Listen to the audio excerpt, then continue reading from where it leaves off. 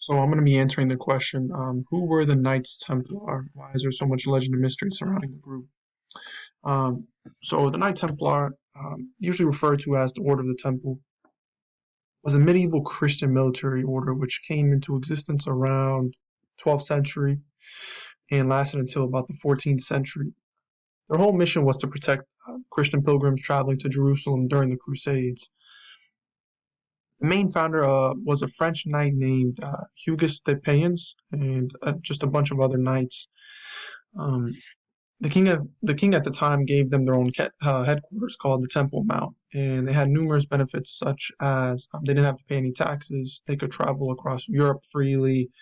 They also had like networks of banks, which they gained a lot of financial influence in Europe during that time because they were able to have banks.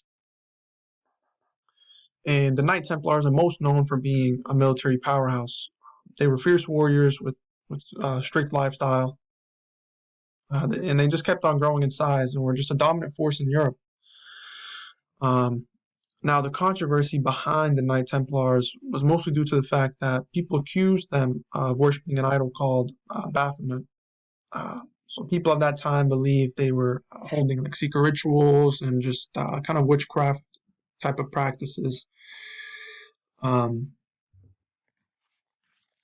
and people were also not not happy about them having so much wealth and power in Europe during that time.